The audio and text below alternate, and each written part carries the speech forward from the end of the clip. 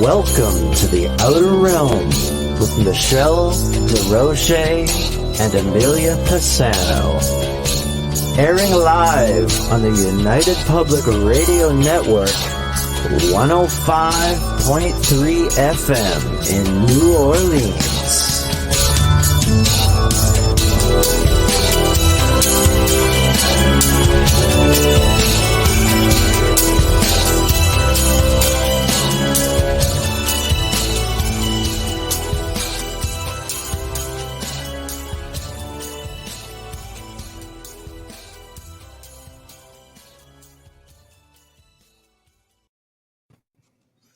Good evening, everyone. Welcome to the Wednesday night segment of The Outer Realm.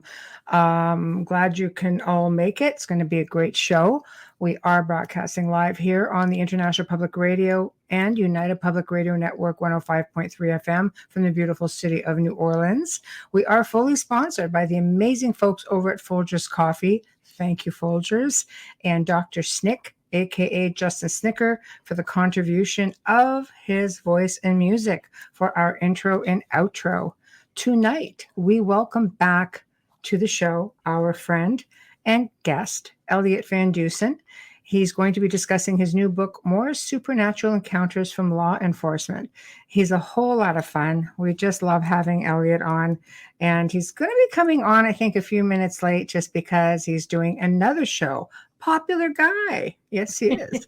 I know. So, of course, tonight, if you're looking to participate in tonight's show, we are streaming on YouTube, UFO Paranormal Radio, and International Public Radio. We are on Twitch, UFO Paranormal Radio. We are on Facebook under Canada's Most Haunted, The Outer Realm with myself and Amelia. We are on Joe Montaldo, UFO Undercover, and UFO Paranormal Radio, and News on the Flip Side. So those are everywhere that you're going to find us this evening. I see the chat is already starting up. Hello, Wayne. Yes, tomorrow is going to be our 200th show. Woohoo! We're quite excited about that. Hello, right? Everybody. Yes. Oh my gosh. Yep. Yeah. What it takes to do 200 shows. That's two shows a week. I haven't been there for all 200. Michelle has. But it's been a long haul, but it's been a fun journey. So hi, Jeannie. Hi, Tamara. Hi, Axel from Nicaragua. Thank you for joining us. Wow. Love it. So yeah, I know. Isn't this awesome? This is just going to be a whole lot of fun. It. Oh 200 shows. Yeah. Yes. It's been such a journey. This, of course, we'll talk about more tomorrow, but it's really been one heck of a ride, hasn't it? I feel like we've always been together. So I know. Centuries. We literally speak to each other every single day, whether it's work or not. But for me, it feels like yesterday. Yeah. And I look back and I'm like, wow, this has come a long way. This is really what it started out to be, and where it is at now is just amazing. And that's, of course, due to Michelle. And we'll talk more about that tomorrow. But it's really hard to believe. It takes 200. It takes sounds all of our listeners. 2.5 at one point. It takes all our listeners, all of our amazing guests. It takes a great network. It takes a great producer. It takes you and I, of course. It's important, for the interaction with everybody in chat. I think it's really important. And with guests, it's a bit harder. So tomorrow night, it'll be, all about you guys and us having some parlay time, which is always nice. Yes. But I'm looking. Oh, hey, Michael. I'm looking forward to seeing, or seeing Elliott and, what he's got going on. He's really super busy all the time. And everybody loves paranormal stories. I find oh boy, here we are we're getting it again. We're being solicited again. Lots. We got to block. Why can't I block this? Solicitation, block user. Everybody's getting blocked, man. That's it, right? That's it. That's crazy. But I know. Out there you go. What do you have? 8 listeners? Whatever. That's Joe. Joe. I'm just going to yell hi to everyone because Michelle said hi to everybody. But I yeah, did. 200 shows. I know. Ooh. And look, And we're even being like, we're even being spammed by I don't want to just encourage it, but online strips without clothing. oh, is that Joe's? It's on Is that Facebook. Joe's account? No, that's. Are you sure it's not Joe sending that? No, because they're blocked. Just keep going. No, I'm just a little concerned it might be Joe. No, in those pictures. I know it. It's just between that and the bots. It's just like one heck of a fun time. I find we've got so many of our friends who are writing books right now, and trying to make some space so we can get everybody back on. I know Richard Estep's got another book. Dan Hammond has been on the show, has another book. We are booking like well into the end of April into May right now, and sporadic dates throughout the whole rest of the year. So, people don't mind waiting. We don't mind booking, but it's nice to see. I've had some people message me, when are you going to write a book? Well, I don't have time to write a book. So I'm going to leave it right there. Barbara Walters waited till she was almost 80.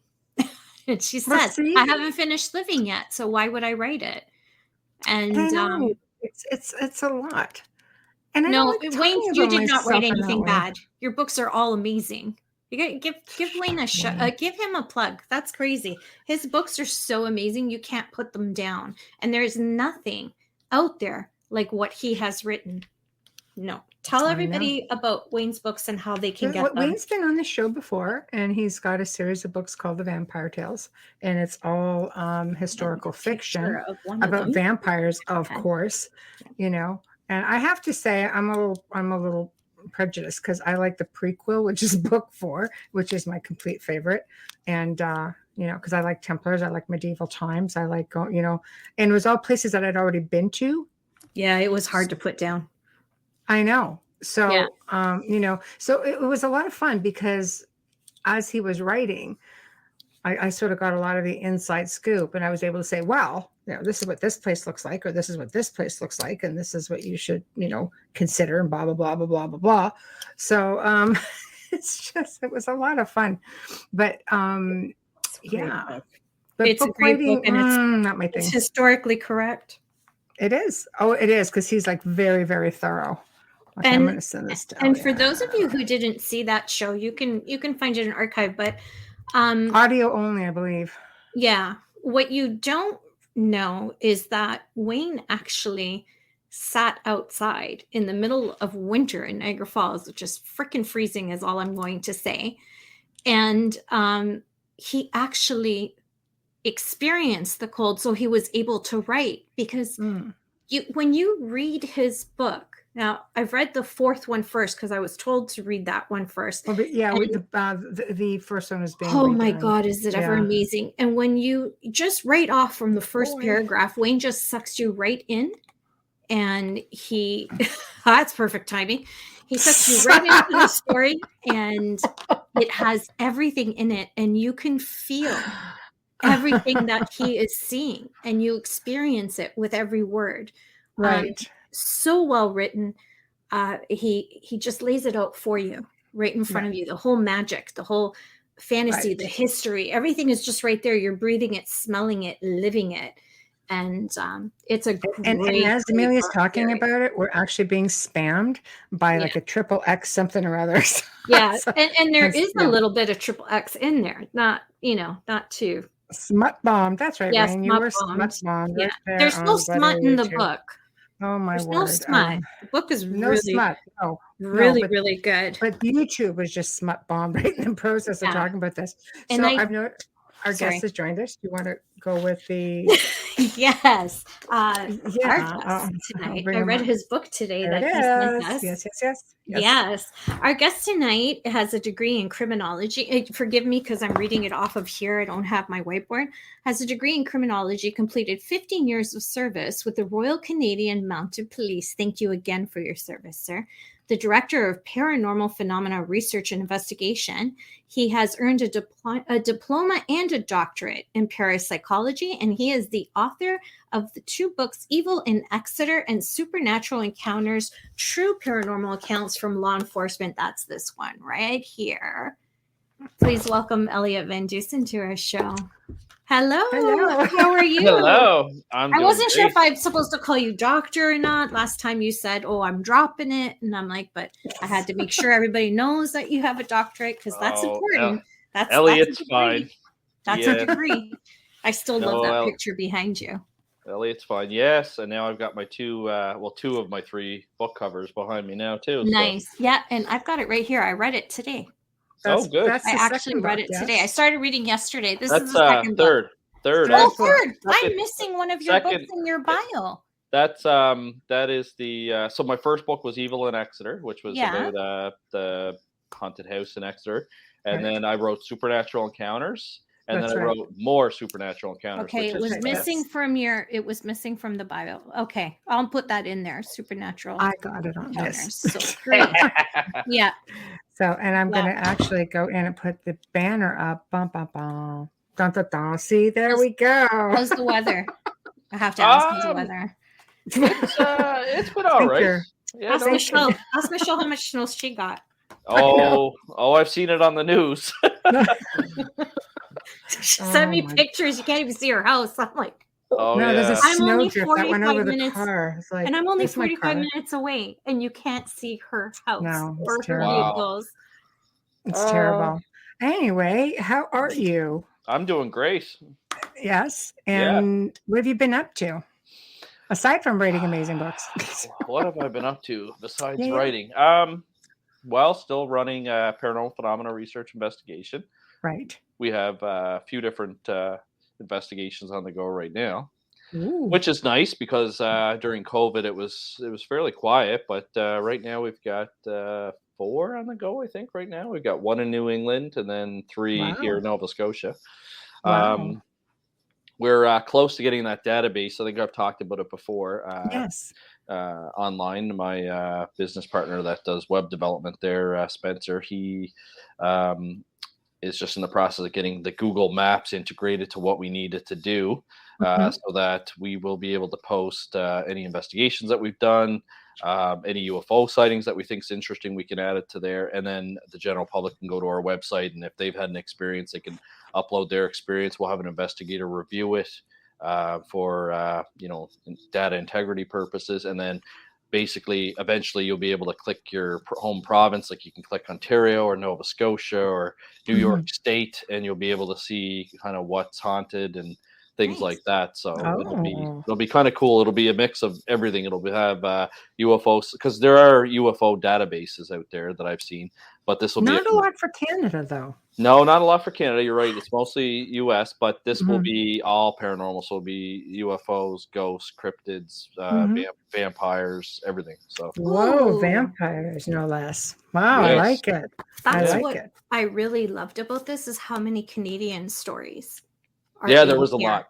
It's nice to see, because a lot of people think Canada's not haunted. I know. We don't have any hauntings the border. They're like, do you have any hauntings? I'm like, oh my gosh, do we ever? Oh yeah, it's very haunted. Oh my gosh, it is. It is. This place used to be ridiculous until we cleared it. I know. I heard Brian Baker always tells me about how haunted it was. It used to be really. Oh my God! I remember Dan Hammond came over one time. He goes, you want to do a show? We can do it from here, from your place. I said, yeah, sure. Just pop by her, and he's just like. Like, I know, that's okay, don't worry about that. That's really cool. He just put out a new book. He did. We were just saying that when we started the show, and I just got it this week. It came from Amazon, so I'll have to read it. I know. Have to get him back on to talk about that. We're booking officially like almost like end of April and beginning of May, so I'm just trying to not go too far in advance, because then you go to do the show to like, I forgot about that. What? What do you mean? What did you just say to me? Yeah, there's some guests you have to send them an email like a few weeks beforehand because they travel so much. But I mean, with everything that's been going on the last couple of years, we haven't had that issue because no one's going anywhere. So, I know. Yeah, I know. very so true. it's a little weird when they forget. I'm like, "What? You're home? What do you mean you forgot?" Yeah. This is a highlight of your life right now, that isn't it? 6 months ago. Yeah, Yeah, but hello. No, I'm not offended. It's all right. Not at all. I'll keep our few million listeners to ourselves. Don't you worry about it. So what are you allowed to talk about anything you're working on, or is it all paranormal? Is it cryptid? No, so like our newest case that just came in, we're going to be investigating it not this weekend but next weekend. Oh, awesome. It was the case came in through a friend actually. I had met this lady once at like a kind of a party, but I guess she was over at Sarah's friend's house and was telling her about this building that she had bought. So it was built in the 1800s. She had bought it back in 2018, I think. Wow. And she's a travel agent, so of course things are not doing so well in the travel business. Right. So she converted her travel office over to an Airbnb, and but so she bought it in 2018, and shortly after they bought it, her and her husband were setting up her travel office, and she noticed that there was like muddy footprints that would just appear kind of in the middle of the living room and walk towards the window, the big picture window in the living room that was looking outside. So at first she didn't think anything of it. She thought maybe it was her or her husband because the basement's unfinished, so it's really dirty. So if you go down there, you're going to track dirt up. And they were also up storing stuff in the attic. So first she didn't think anything of it, but then once her office was set up, she would come in and open her business for the day, and these muddy footprints would be there, and so she'd have to clean them up. So she eventually moved a couch in front of the window and like a table with her travel brochures on it. And then another time she came in and all her travel brochures were turned upside down. So she thought, maybe her kids had done it. But she was working on her computer one day and saw something out of the corner of her eye. And when she looked up, she saw what she described as like a shadowy type apparition that was wearing period or century clothing, walking down her hallway. And then just recently, after an Airbnb guest had checked out, she went into her place and cleaned it up, realized that she needed some more, not toilet paper, paper towel. And she said, okay, so I'll go to the store and get it. So she went to the store, bought some. 2 days later, came back before her next guests were coming, and the muddy footprints were back. But this time, instead of it being in the front window, it was in the back kitchen area towards the back door. So she was telling Sarah's friend about this, and she said, oh, you should contact Elliott, and he runs like a group that investigates and things like that. So spoke to her, and she blocked off next weekend for me and another investigator to go down. So we're going to take down all the gear and see what we can figure out. Well, that's interesting when you say shadow people, dressed in period clothing, because a lot of times you just see them. Here where they've been here, they're kind of wispy. We even had a white shadow one time, which was strange. But what's your take on shadow beings? Some people think they're extraterrestrial. Some people think they're time travelers. Some think they're nothing but evil. Other people think they're people. Well, this one is really interesting because, like you said, normally when somebody reports something out of the corner of their eye or a shadow, it's just like a black figure. But she was able to tell that this was a female, and that they were wearing like older style, kind of century attires, basically how it was explained to us. So that's kind of unique. I've never had that, black figure with that kind of description before. Yeah. How do you even get a description when you're just sort of all black? And usually black is not necessarily a good thing. I mean, normally it's associated to things that are not What? We're all wearing black right now. My head is black. I'm just like what? I know, but I know it's true. We're all wearing black, but I mean, normally in the paranormal, black figures are not generally a good thing. So no, it's true. Yeah, that's why I had to ask. But she didn't feel like any negative energy there. She has felt cold spots. Her daughter's felt cold and hot spots there, and they have a tenant that lives upstairs. in the house. It's kind of blocked off from the Airbnb or the office, but the tenant has never made any complaints or anything like that to her that anything unusual has happened. And it would be kind of hard, even if she, like, say, heard furniture moving or things like that, because it's an Airbnb. People are coming and going from there all the time. So the lady upstairs may have even heard something, but might not be able to link it to anything. We will talk to the homeowner and see if we can just interview her just to find out. But if she doesn't want us to spook her, then we won't. Obviously, we take the confidentiality part of things really, really serious. So yeah, well, that important way people trust you too, right? And I've never posted anything like that unless it was a public place that wanted to be promoted, just because of the type of hauntings that I worked in. I mean, when you're dealing with malevolent things, as you know, it's really personal. People get really traumatized and they don't necessarily always want all those details out there.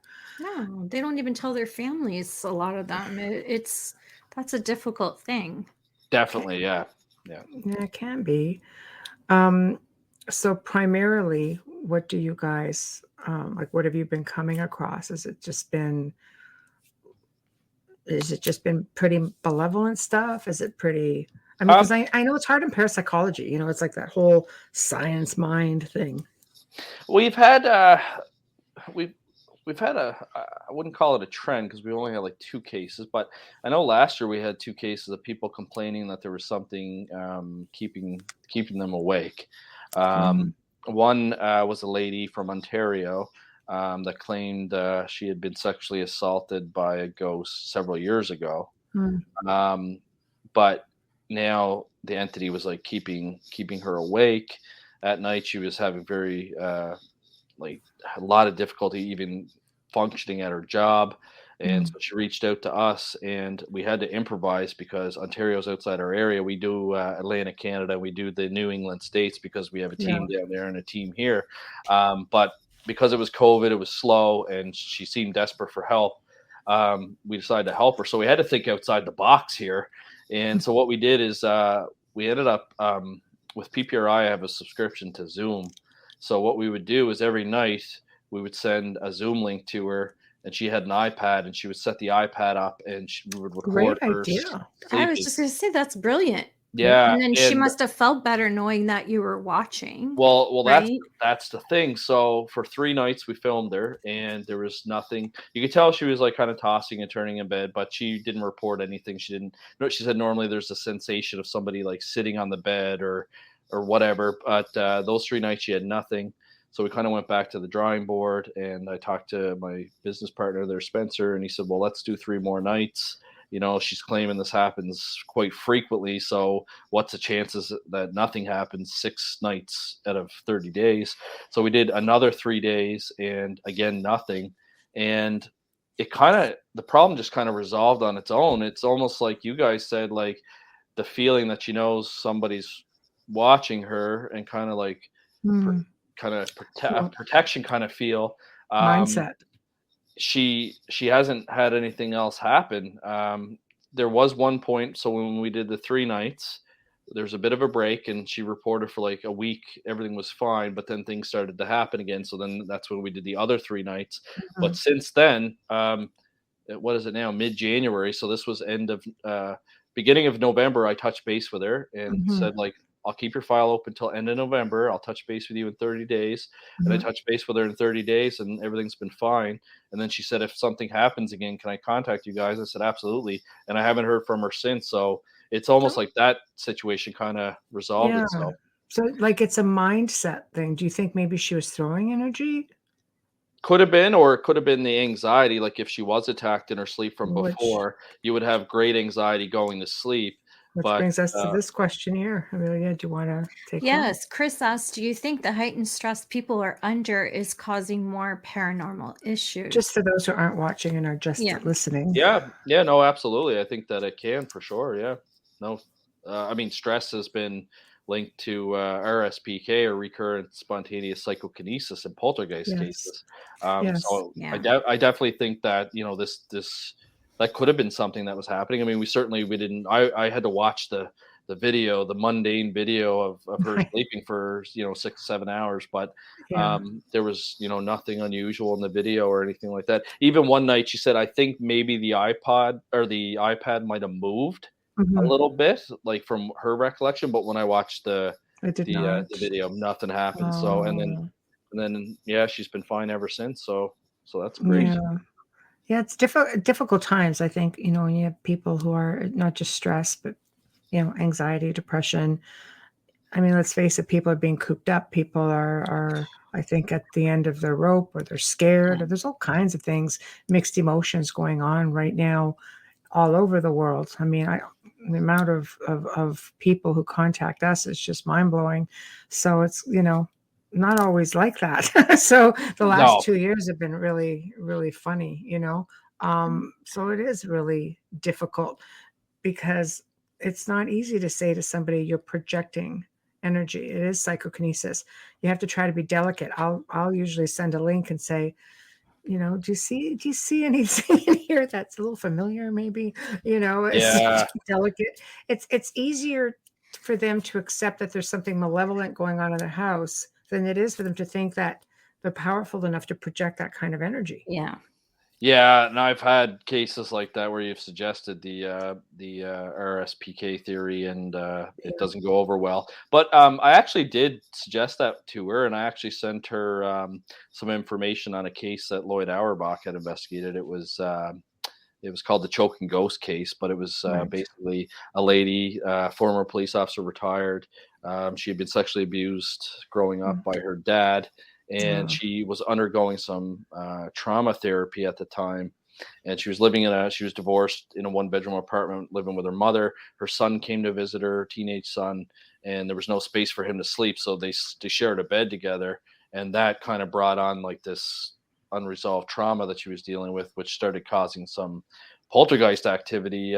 She was at a work party, and some people actually saw fingerprint impressions start on her neck, and she was being choked. Wow. And Lloyd Auerbach, the parapsychologist that investigated, had witnessed that as well when they were interviewing her. So, certainly high levels of stress like that can cause some unusual phenomena as well. We talked about, I just talked about this actually this week, because I'm taking a course by Karen O'Keefe over in the UK, taking this poltergeist case, because in the UK they have a bit of a different belief on poltergeists over there compared to us. So over here in North America, a lot of parapsychologists believe it's RSPK, or that there's a living agent or person causing that activity to happen. Whereas in the UK, it's a mix. Some people subscribe to RSPK, but other people think that it's a discarnate entity or ghost that's doing it. And so I talked to him. I said, I wonder what kind of stress somebody would have to be under to have it manifest like that, like a poltergeist. Because I said, for example, my fiance is a human resource person right now, dealing with, she works for the school board.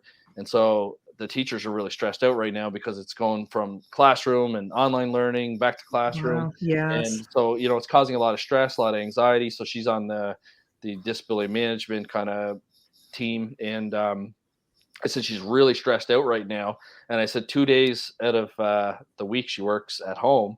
So I let her use my office, which has haunted objects in it. And I said, she's extremely stressed out. And I said, nothing's going on here. So it just kind of, as a parapsychologist, it kind of blows your mind to think about what kind of stress someone has to be under for it to manifest in that way. Absolutely. Absolutely. We're just, before we get too behind, we're going to put up some comments and some questions for you. Amelia, are you ready? Yes, I am. Thank you. Part one of hi, Chris, Bob. That one we I do think no, this is the second one. My bad. Sorry. It's okay.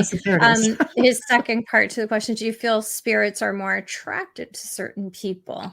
And then he says, if so, or if yes, why? If yes, why? Yeah. I do think that, and I only think that because I have some personal experience with that. But in the case from Exeter, the girl that was involved there reported that ever since she was a little girl, she had spirits around her, and everywhere she'd go, there'd be haunting activity happening. And what she learned later on throughout life is that she was very intuitive when I knew her, but they almost thought that she was she probably could have been a medium if she was able to hone in her skills. And what she was told is that the reason why all these spirits keep coming to her and her homes are haunted and things are happening is the spirits are trying to get attention to her because they pick up her energy and they think that she is one of those people that can help or that they can communicate with. Yeah, and that's why she always had haunting activity around her everywhere she went. Right. So I do think that the answer to that question is yes. And he agrees. Thank you, Chris. Okay, next, you ready? Amelia. Sherry. Hi, Go. Sherry Berry.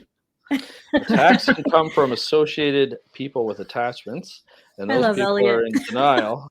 Staying calm, ignoring, and not engaging is important. Yep, no, that's true. Okay. I find a lot of people in, especially like more when you're looking at the dynamic side of things. I find a lot of people try and fixate on what's going on, and that's one of the things that we try and tell them is, you know, you can't be thinking about it all the time. You have to, because if you're thinking negatively and attracting negative energy, you're going to bring negative energy. Well, it's a law of attraction. Understand that because we do that, but I also understand how they feel because they're so scared. So it's constantly playing in your mind, and it doesn't fail how many times you say them, please don't communicate, don't acknowledgement don't is record, empowerment. don't acknowledge it. Yeah. And you'll hear and then they'll say to you, I told it to go away, and I'm like, oh, no. So you try to explain that you can't acknowledge it at all. Just go about like, but it's hard. I get it. It's scary. I've been there, so I know. Yeah, and then it's determining like what you're really dealing with. There is, I'm sure you'll agree, Elliott, there's a really fine line between what, you know, Christians have us, you know, embedded into us from the time that many of us have been children, you know, angels, demons, all that stuff. Was realistically, are we really actually dealing with extraterrestrials? Because Lord only knows, we've seen all kinds of them, and it's easy to misinterpret. It really is. So look who's awake. Hamilton, what are you doing awake? It's 5 freaking a.m. in England. Hi, Hamilton. I'm on the zombie shift tonight. Just wondered if you could recommend any particular brand of coffee product. Yes, Hamilton. We've been over this several times. It's Folgers. You know this. You know this. He's been on the show a million times. Folgers. Sound it out. You have a cup coming your way. Just saying. Oh my gosh. If you keep that up, it's going to come flying at you.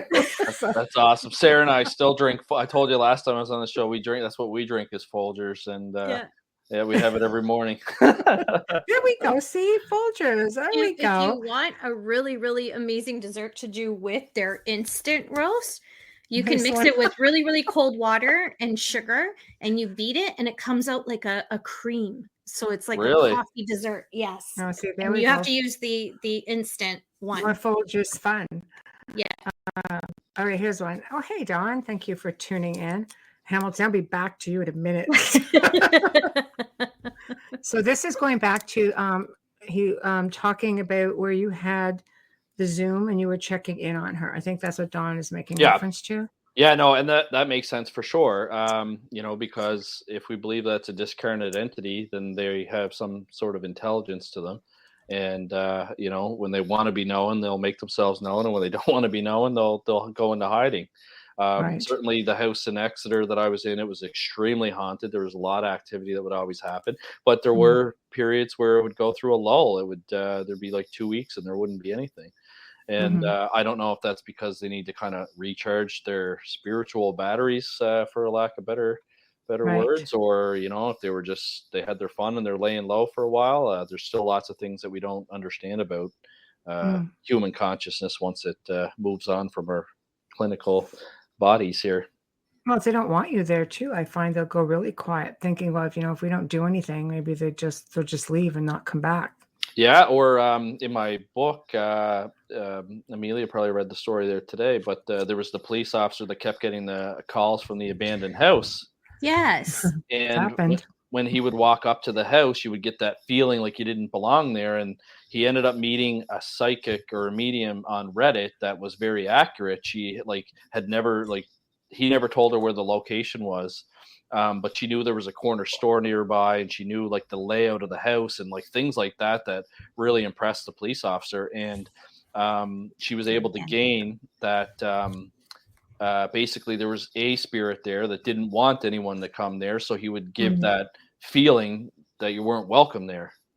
But then there was another entity in the basement apparently that was making these 911 static phone calls, and he thought it was kind of funny. He was kind of like a prankster or a jokester. So and maybe tell the audience, because they'll probably saying static phone calls, and I'm so glad you addressed this in the book, that you have to respond as law enforcement. Yeah. So and I just discussed this actually earlier this evening. So in Canada, when there's a 911 call, the police have what's called common law authority to go in and search the house without a warrant, and that's because there's been cases where people have made it to the phone, called 911, and then they die, or 911 calls have been made from the home and there's somebody being held captive and the police weren't able to get in there. So anytime there's a 911 call, the police have the authority to go in and search to make sure everybody's safe and sound.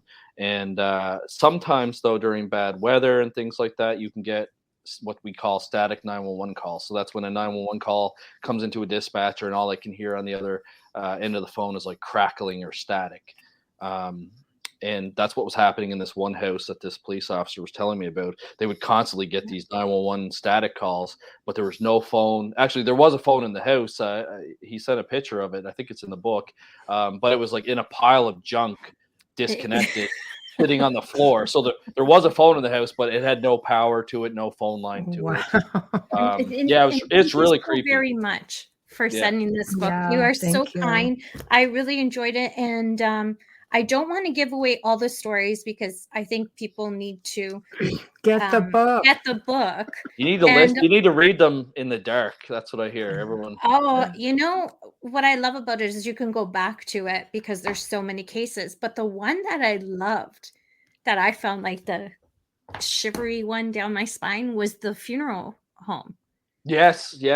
Funeral homes are always fun. I know, but this story is unbelievable. I'm reading it going, what? There's not even a phone anywhere. But a call was made from there. I know, it's just crazy. No, I saw Chris's the body. Yes. Yeah, right next to where the phone jack was. Beside the corpse. And most phone calls from the dead happen fairly recently as well, right? So if a body's being prepared for a funeral, it's usually been anywhere from 24 to 72 hours later, because they have to embalm the body and things like that. So it's really interesting. I've had them as much as 2 weeks after. I've had some that just called me for a straight year. Just growling or hissing or calling me unsavory things. Oh, but were those people though? And I'm sitting here laughing. So. Oh, Hamilton. Don't read that out loud, Elliott. Don't read that out loud.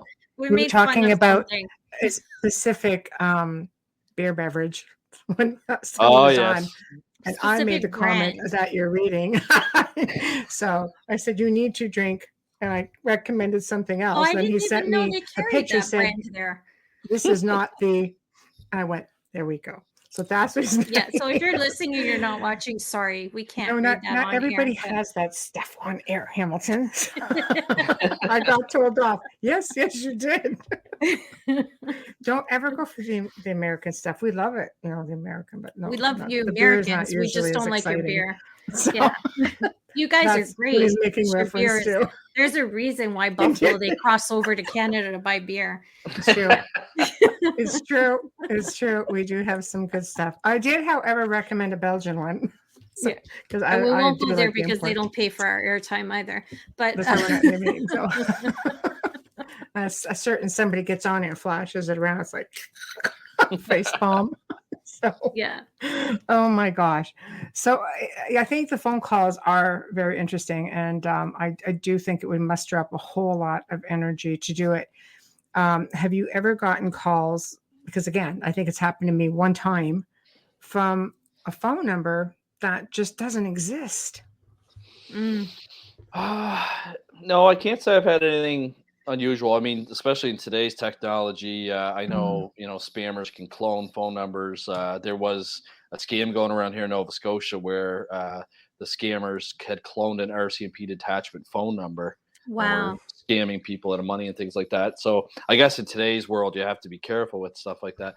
But I do know that I had a friend tell me a story that one of their friends had passed away, and all of a sudden they were talking about her, and next thing you know, he looks at his phone and his phone is lit up, and it had dialed her phone number like in his phone.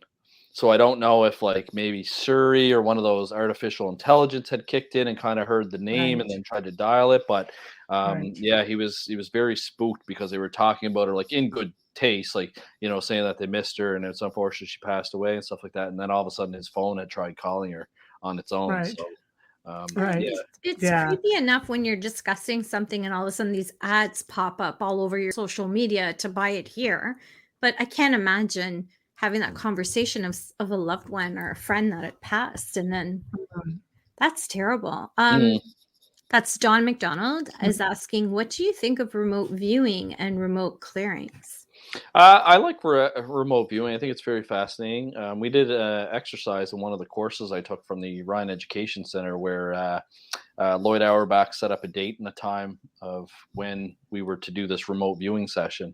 And then we had to write down anything that came to mind or visualized or anything like that. And it was interesting. I was completely way off. but, but I also don't feel that I'm like the most sensitive person. So but what was interesting though is that a few of my classmates and I had like almost the same description. Like I had seen like a bridge, I had seen water, I had seen a bench, and some of the other students had also picked that up. So it was really interesting that you had let's say 10 candidates and instructor all doing the same thing at the same time, and then some of us actually picked up on the same visualizations, which was really cool. With remote clearing, I mean, the study by J.B. Ryan in 1936 showed that ESP is not limited by distance. Right. And so, for example, if you have a legitimate medium in California that you want to talk to, but you don't have the money to fly out to meet her, that's why there's no issues to do it over the phone. If I'm in Nova Scotia, she's in California. If she's legitimately got that talent, then distance shouldn't affect that. And the thing about clearing though that you got to remember is there's certain people that can move people forward, into the light or whatever happens in that physical realm. But it's one thing that you cannot guarantee. And I know Amelia, situation. you're a medium, but like we're told as an investigator to never guarantee a client that you can get rid of their ghost because if it's a discarnate entity that has lived in that home their whole life and they love that place and they don't want to move on, they're probably not going to move on. It's the same as like the Alexander Keith's brewery here in Halifax. It's known to be haunted. Alexander Keith loved his brewery. He loved it so much he built a tunnel from his brewery to his home 2 blocks away. Right. And the staff there still see him walking the halls of his brewery, checking up on the work that's being done there. So, I mean, somebody like me or is going to come in and tell him to leave. Like, that's just not going to happen. Yeah. Well, what do you think the rights are? I can't hear you. Sorry. What do you think that anyone has the right to send off a human spirit that just wants to be there? I always say, it's good to try to send them off because then they can come back without all the earthly hangups if they're not stuck. If they've been moved on before and just come back, I mean, they don't have all that, all the earthly hangups that they've had before. Yeah, it's like if they want to stay there, I think that they're going to stay there. I don't know. Like there are people that are lost. I've heard stories like from mediums that have said that there's somebody that's lost, or especially finding sudden deaths. It happens so quickly that some people might not even realize that they're dead until things start kind of making sense to them. But yeah, I don't know. It's interesting because I don't think you can really force somebody to move on. You can suggest to them, or if they want help to move on, but somebody that's adamant that they're not going, I don't think that we can. Yeah, standing their ground. Sometimes it takes more than one conversation with them, Mm-hmm. And once they feel that, with human spirits anyways, once they feel and know that they are able to come back and visit their loved ones and see what's going on in their lives, and they're reassured and they feel confident in that, just like us speaking to a person who is physically here, Yep. they do choose to ascend and then come back. But with negative entities, it's a little different. It's not always. I've actually had a conversation with Kieran O'Keefe about this when I took his possession exorcism course, because he spends a lot of time studying what he calls religious parapsychology, which is basically exorcisms and possessions and things like that. And I talked to him. I said, it's my understanding that if a father is going to do an exorcism, he has to be absolved of any sins that he's committed, so that the demons can't use that against him. And he said, yeah, he said, I've talked to lots of exorcists and that's what they told me as well. And I said, okay, so you're also a parapsychologist though. So that's the tough one. So I said, thinking from a scientific perspective about ESP, extrasensory perception, and telepathy, I said, the father, even though he's been absolved by the church for his sin, it's still in his mind and it's still in his cognition. And so if a demon is able to access your thoughts and your mind, what is it that prevents them just from being absolved by another priest during the absolution process of the church? Makes it so that spirit cannot access that information. And he kind of paused for a minute, because you could see the wheels turning in his head from the scientific perspective. But the best answer that he could give was that possibly from a religious perspective, when you're dealing with a religious entity such as a demon, that there's different physical rules that we don't know about, or different kind of science behind that. And I mean, you can't argue that either way, because it's still a lot of things that we don't know. And there's a lot that we don't understand, But I did think it was interesting though, because like I said, if the priest, stole something, he knows that he stole something, and he knows that he went to confession and was absolved by it. So how does that, just by him being I think any interdimensional or extraterrestrial, interdimensional, multidimensional beings, I think they could all look beyond that. I think we have to look at religion as a man-made thing. So if the person, maybe that the priest is assisting, or if the priest himself truly believes it, I think it becomes a mindset thing. And I think then any entity would. I just find it so fascinating that, because what should happen is that if the priest did do something and was absolved for it, then he should be at peace for it, because he's brought it to the church's attention. They forgive him for it. So if the demon brings that up and says, "Hey, you stole steak from Sobeys, and you're a filthy thief," he should just say, "Yeah, I did steal something, but it doesn't bother me." You know what I mean? He's made his peace with it, and he's owned up to it. Yeah, so it shouldn't be something that totally derails the exorcism. No, I agree with that to a degree. If you're okay and at peace with it, of course they can't get to you.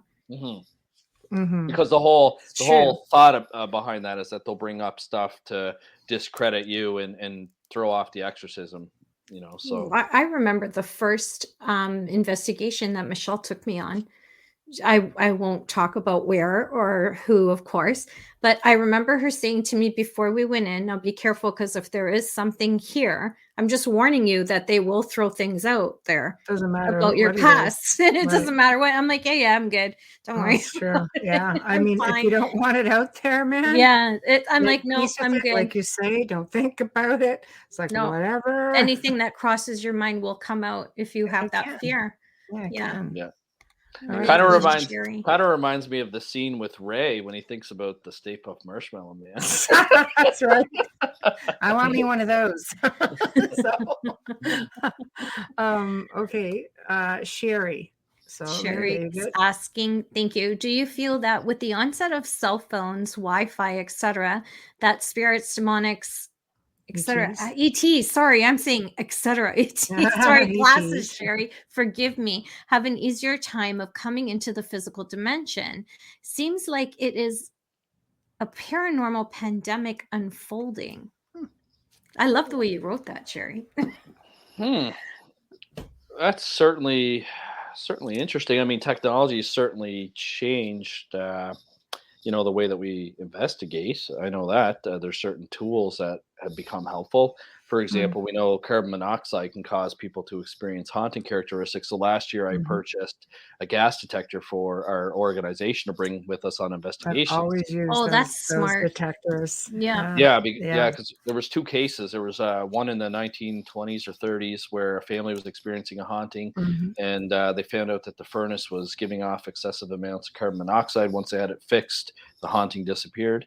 And then recently, I say recently, but in 2005, there was a lady taking a shower, and an apparition appeared before in the shower, so she got freaked out, obviously. Called paranormal investigators, and they found out that she just had a hot water tank recently installed that was improperly installed, giving off excessive amounts of carbon monoxide. Once they had that fixed, she never saw an apparition again. So, no, it's true. It's true. People have to think about that. I'm sure with with all the new technology, different things. Can occur for sure. Like I said, I know it's making radio waves, extra, all these waves going through. That's gotta all kinds. Up a little bit. I know technology is making our job more difficult. So when somebody sends us a photo or a video now, it's extremely difficult. Before you have to question everything. Before I retire from the RCMP, even the police were having trouble determining what's real and what's fake. And, wow. It's really difficult. The digital technology. Yeah. And we're just starting to see these what are they called? The fake, the deep fake technology coming out with the deep fake apps. Like there's a video of Tom Cruise going around where it's not actually Tom Cruise. No, all they need is an airplane. They need is like a few seconds of your voice and then a few seconds of audio or video. It looks and sounds just like him. That's frightening. It is. It's him on an airplane, and you have to know. For those of you who watch this video, and if you're going to say with that, no, there's no way that was faked. It was faked. First of all, the time that we are in right now, no one on that airplane has a damn mask on, and that is the law now. So you have to look at it a little bit logically and know that if we can have all these CGIs in Hollywood, imagine what you can do at home. Okay, that video is very difficult. You would have to take it apart in a computer program. I couldn't believe how much it looked and sounded like him. I'm like, wait, is he doing this as a punk? And then I went, no, hold on a second. No masks. Yeah. Right? Well, they do have some apps now where you can like superimpose your face on like movie stars or whatnot. But the technology is getting better and better, and I wouldn't be surprised if the deep fake technology that we are seeing out there is available on a phone app in the near future. I do know the governments are concerned about it because you could take a clip of Biden slamming the president of China, and next thing you know, you got a war going on. That's true. You would think the president of China would know about all that. But anyways, I do agree with you. Don is asking, what do you think of using dimensional being guides to help battle entities? That would be more of a question for Amelia. But no, it's yours. It's yours. I mean, I don't have any experience with that personally. I've never been able to communicate with a spirit or talk to a spirit guide or anything like that. But from my understanding of talking with mediums, like that they have spirit guides and that the spirit guides help them, not just give them information, but help them spiritually. So, I mean, Amelia, correct me if you're wrong, but I would assume that if you were there to try and battle like a dynamic entity, that your spirit guide would somehow be able to help you out. That her name's Michelle. We work together. Yeah, of course you can. Well, I agree that most mediums do use guides, and there's a lot of people rely on angels or archangels, and they're interdimensional beings. So yeah, definitely. Yeah, I've never used any of that before for getting rid of anything. I haven't either, but I also that's something more in the last few years. Yeah, I don't have the skill set for that, but I Yeah. have for the Exeter case, I did bring in a medium Right. because the family's priest that did deliverance work wasn't available. Right. You know, and she was able to get rid of the entity, but yeah, very limited experience in that, just because I'm not. I I think a truly lot of believe Catholic it. priests have limited experience in that as well. Sorry. Mm-hmm. No, No, it's I true. say I truly believe in just teaching people about mindset and control and working through problems that they may be experiencing in life, and just allowing them to take control. I've seen people clear their own places just by changing everything up here. It's just a much longer process because it's hard for somebody who feels that they've been living like a hostage, for example, to just all of a sudden say, "Hey, I'm the boss now." Like it is really difficult. It takes a lot of work and a lot of perseverance. Yeah, you have. Yes. Hi, Thomas. Thomas is a dear friend. Hello, I Thomas. respect the humility of Elliott, an expert without ego, refreshing and truly believable. It is very nice. Get that book written, Thomas, so we can have you on. That's right. Wayne, hi, Wayne. Devil's advocate here, but could the spirit vision actually have been real to warn her about the water heater malfunction? Because it would be weird that the fumes would only be in the bathroom. He's got a point. Yeah, see, No, there's the second half to that. Once the water heater was repaired, there was no need to have the spirit make contact anymore. That's a good point. Yeah, no, that is really great, and I don't have the I don't have access to the case file. I'm not even sure what organization investigated it, but that would be interesting to have been involved in that. Yeah, yeah. No, I mean that could have been a warning for sure. I mean, a lot of times people report that spirits have appeared before them to give them some type of warning.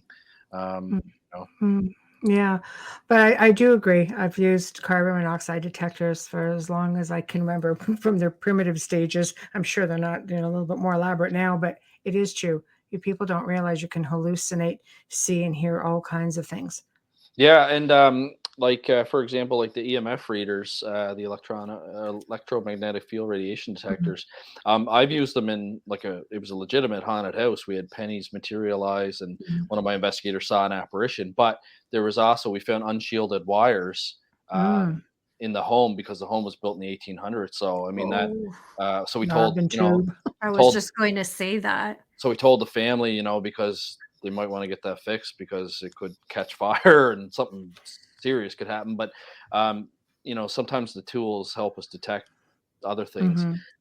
There was another haunted house. It didn't have anything to do with what they were seeing, but I did detect they had two older clocks that they kept in their bedroom, and they were giving off excessive amounts of EMF, like higher than what the FDA recommends is safe. So I just kind of let them know because they had some newer digital ones that were really nice looking, and those things were shielded very well. They weren't hitting on the. I used the GQ EMF 390. It's more expensive. I did just see one on Amazon tonight for 181. I think I paid 300 for it, but it's all digital. It actually there's no more going around with your notebook writing each room you're in and what the readings were because it tracks it all on the. Wow, nice. It's got a 10 gigabyte hard. Yeah, it's got a 10 gigabyte hard drive. You can upload the data to your computer later, and it actually tries to tell you what the signal is, so it can detect Wi-Fi, cellular, and electrical. So wow, that's excellent. But I just kind of let the homeowners know, like, you might want to replace those clocks just because they are giving off, because they sleep beside that. Can you imagine? Well, and my colleague Dara Walsh had a case where somebody was only experiencing haunting stuff in the bedroom when they were in bed, and it turned out it was the alarm clock that was just giving off, too much electromagnetic radiation. Yeah. So there's a lot of logic out there that needs to be explored. I think there's there's a lot of really great researchers out there who bear that in mind, and then there's just a lot who are those thrill seekers, and there's a lot of little things I think that people don't think about it. Like, I'll be honest, I wouldn't think of a clock radio unless your EMF detector is right on top of it. I would not off the top of my head think that it could give off that much EMF to cause. Oh, microwaves too. Oh yeah, microwaves are bad. I've stood in front of it with an EMF reader, and like once it's running, it gives out a lot. That's why they tell you not to stand in front of it. Stand in front of it. Mine, I call it a popcorn maker because that's all we use it for. I'm old school. I reheat on the stove. I'm really old school. Yeah, I don't like too much involved in my. I'd like to eat as clean as possible. Glowing in the dark. Yeah. So it's bad enough I'm glowing from my wine. I know. My son keeps saying, you keep drinking that stuff from California, you're going to turn neon green. I'm like, yeah. I know. It's all field injected, man. So we're talking about hauntings, but supernatural can fall under many different labels. What are you investigating? Any cryptids? Or the whole vampire thing is intriguing. But what is anything fun happening out there in Nova Scotia other than the UFOs? Because Chris is like filled us in on a lot of UFO stuff. Yeah, no. For those who are wondering, we haven't had any complaints of cryptids. There have been some creatures reported here. We have been told that there's like a black panther or a black cat that's seen in the Beaverbank area. Yes. There has been like a Bigfoot creature reported here before by a few different people. But nothing really crazy. But the black cat thing is still, could people get kind of leery about that? And, Joe was telling us about some of those in, New Orleans. We have had sightings up here in the Niagara region where our Ministry of Natural Resources actually went out looking for them and posted a big article about it. And now to hear that there's one out in the sightings out in Nova Scotia, here I could say, wow, there's been zoos. Well, for the longest time, our Natural Resources Department basically denied that there was bobcats out here in Nova Scotia. But there's been lots of trail cams now. That's the nice thing about technology. Yeah. In fact, there was one in our subdivision because the person had the camera in their backyard, and their backyard was fenced, but their dog was going nuts. And when they checked the camera, that's what it was. A bobcat had come up to the fence, and the dog seen it. And then when the dog started barking, it took away. It kind of ran away. So now they don't deny it, but they're there's certain. Every once in a while, you get a report of a strange creature, and it's crazy out there because where you guys are located, you're sort of surrounded by. There's a lot of history up there. There is, and I always tell people, I just read an article this week saying that they found a bunch of pockets of fish underneath the ice in Antarctica that they didn't know was there. But if you go to Google and type in new creature found or whatever, and go to the news section, we're finding new species. I wouldn't say every day, but every year there's new species of something, which is great. Yeah, so I mean, there's a lot of things here on Earth that we don't. Antarctica is the next big one, I think, isn't it? Just lost of ancient civilizations, UFO base. There's all kinds of stuff coming up, but it is interesting because they did find a freshwater lake underneath. So if you have fresh water, there's a lake under there. Who the heck knew? Yeah, I find that stuff fascinating, like the zoology, and there's even a shark. There's a certain shark that can live in both freshwater and saltwater, and it can somehow travel through rivers and things like that. So down the St. Lawrence. I mean, there's all kinds of different things out there. So for somebody to to say like a Bigfoot, to me, I would assume that it's some sort of, and I know there's different beliefs, and some people believe they're connected to UFOs and things like that. But I mean, I would assume it's some sort of almost like a humanoid, between a humanoid and a ape kind of creature, that we just don't know. There's a lot of dense forest. There's a lot of cave systems. There's places all over the world that have never been explored, never been touched. but there is that theory too that they could be extraterrestrial, or there's a theory that we're like a zoo planet and things just keep getting, have been dropped off here for like millions of years. Yeah. Well, there's an article I just recently read, but it was from a Harvard professor that had a theory that aliens created us, and it's almost like in Men in Black at the end where the cat's got the galaxy on his collar. Right. And Yes. so, well, he has this like wild theory that like basically these extraterrestrial beings created our universe, and like we're kind of being watched in a lab from the moon. Yeah, it's wild. Like I was reading it and I'm just like, wow, like that's a pretty wild theory. Hamilton. I'm amazed you're still awake, Hamilton. I know. It's just seriously. It's gotta be 6 a.m. It's 5 hours. It's 5 hours ahead. I know. From us. Hamilton is a dear friend. Oh, look, we're being like smut spammed again. He brought that. Yeah, thank you for that, Hamilton. Hamilton and Carl Cookson are from the Lost Relic Hunters. That TV show that's on. Hunters. Yeah. So to alert. I keep trying to block this one, but keep giving me now. I think they're outwitting me. They're really fast. I know. Okay, well, I'm just going to assume that it's gone, but actually I've removed them about 4 times. The brain is too alert to turn off. Well, it sounds to me like you're either into too much of the questionable sauce that we were speaking of earlier, or you've got something amazing going on that you need to tell us about. So. I love his artwork. He paints and puts it on Facebook. You guys are free tomorrow, as of tomorrow, from what I heard. So, that should help you. Yep. Apparently, the UK Prime Minister basically said, "No more COVID. We're going back to normal." Woo! Wow. Don't you find it funny that it's exactly? I'm going to ask a cop's mind. It's exactly a week after he was nailed for having parties during lockdown. Oh no! I read that article today, and that's exactly what I think he's doing. Right? Trying to take the heat off him because I know there's people trying to get him to resign. Then you guys will be locked down again in 4 weeks. Holy mother of God! It's happening. It's happening. Hang on. Wow. Oh my word. That's annoying. Hey Dave, he's here. Hey Dave.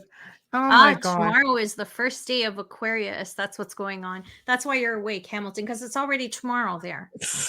It's already tomorrow there. So it's like that's what's going on, dear. So okay. So UFOs. What do you have going on? UFOs, because I know you and Chris just did an interview recently. Yeah, we talked about some historical stuff. I haven't had any recent stuff with UFOs, but we were just talking about how the RCMP used to investigate UFO sightings, and that in Canada we're very lucky because we can access those files through the National Archives. It's file number RG18, and it's got all kinds of UFO sightings from the RCMP. And how I found out about it was I was going to St. Mary's University doing my criminology degree, and I met Chris for a coffee one day downtown Halifax, and he was telling me about these UFO files that are kept at St. Mary's University because the RCMP used to send one of the professors all the reports because he had a PhD in astronomy, and so they would get him to kind of like do like a side desk kind of investigation. And report, his findings in it. So he said, where I'm a student, I should have access to it. So I went back to the library, asked to see the Burke Gaffney files because that was the name of the father that was priest and professor back then. And I think I collected about over 200 pages of UFO reports from the RCMP. And so I gave a copy to Chris. But it was really cool. Like there was a lot of people would report a UFO sighting. The police would go, sometimes multiple police officers. They all witnessed it. They'd write it down. They'd have to notify the Department of National Defense. before they go off shift. If you did not notify them, there were some notes in there because some people, they're probably tired after a 12-hour shift and said, "Oh, I'm just going to go home and catch some sleep and I'll come in early and I'll finish this report." Well, they got lamb-basted when they came back to work because policy was that you had to notify D&D right away of these events. They don't. The RCMP doesn't investigate them as much anymore. Obviously, if somebody calls 911 and reports a UFO sighting, they have to respond to it. But it's not like before where they actually had policy and things like that. So that's kind of what Chris and I were talking about, reminiscent about the old files, because he's found some really interesting UFO cases. I know I listened to the show that you guys did with him, and he talked about he's been on a couple of times. He's fun. and he talked about the Lower Sackville UFO sighting, where one family, experienced a loud, noisy, crazy disturbance, and then the family next door just saw lights in the sky and didn't hear anything else. Right? It's funny how some people can, like, you have two people side by side that are the same event is occurring, but yet not everyone is seeing it. Joe's theory on that is people who've never had experiences with ET won't see them. They're not meant to see them. Entire cities will have, there have been reports of large crafts coming in and only a certain amount of people will actually see them. The ones that have been chipped by them. Well, yeah, that's apparently military, though, right? Yeah, exactly. It doesn't mean it's ET. Yeah, that's true. Yeah, that's true. I don't know. Very uncomfortable. Do you find any of the paranormal cases that you do have a mix of both entities and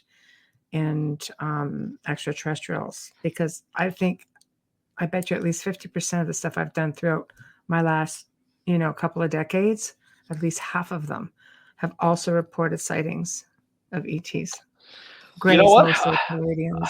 I haven't had like the crossover like that.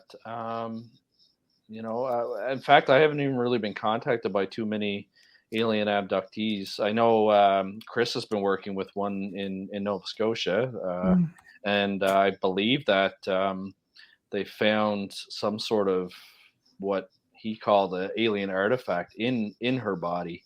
He didn't go as far as to say an implant, but they found a foreign object basically in her body, and they weren't sure exactly what it was, which was really interesting. I was talking to him about a couple TV show ideas or whatever, and that case had come up, so that was really interesting. But no, it's like I said, on the UFO front, it's been pretty quiet. It's funny because my interest when I created PPRI was mostly UFOs, but I find when you have like a paranormal investigative organization, a lot of people come to you about ghosts and hauntings, and so that's what I ended up specializing in. And I still love UFO sightings and things like that, but I find the close encounter of the first kind, where it's just a light in the sky. I mean, today that doesn't really hold much weight. I mean, there's so many things, like everyone owns a drone, and there's so many different things. But when you start getting into the different levels, like when there's physical contact, or scorch marks on somebody's car, or they've had an experience with an entity, I find those interesting for sure. Yes. In fact, I don't know if you guys have seen it, but I've been seeing ads for a new documentary that they did with Bob Lazar. I don't know if you guys have seen it. I know Bob Lazar. Yeah, I haven't. Yes. I haven't seen the new. Yeah. It's a new I always find him fascinating because he's very believable. But I know back in my UFO days, when I was talking to Stanton Friedman, God rest his soul, he thought Lazar was a fake, but.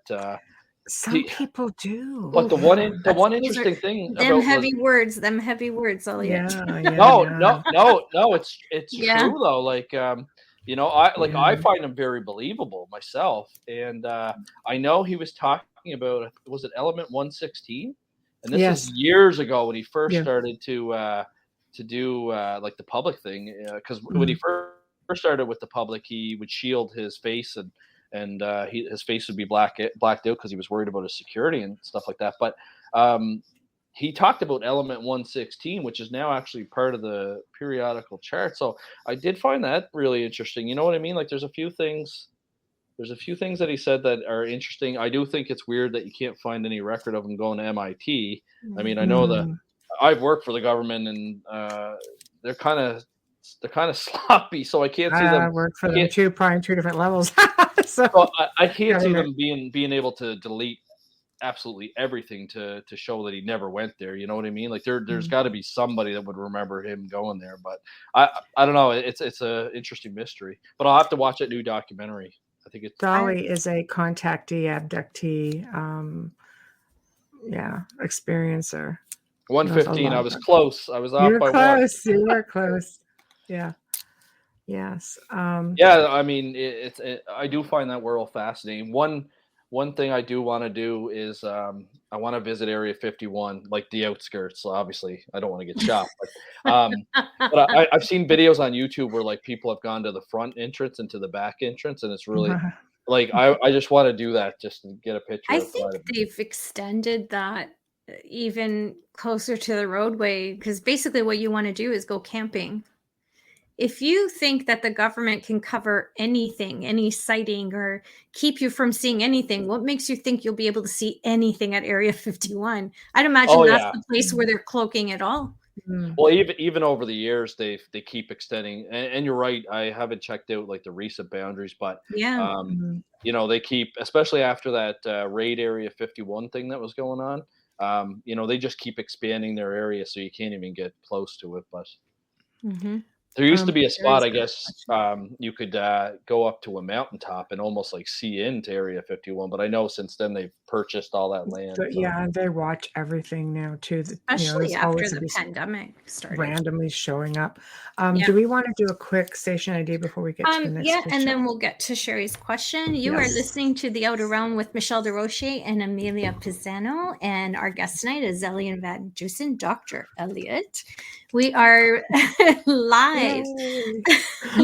We are live in the beautiful city of New Orleans on 105.3 FM radio.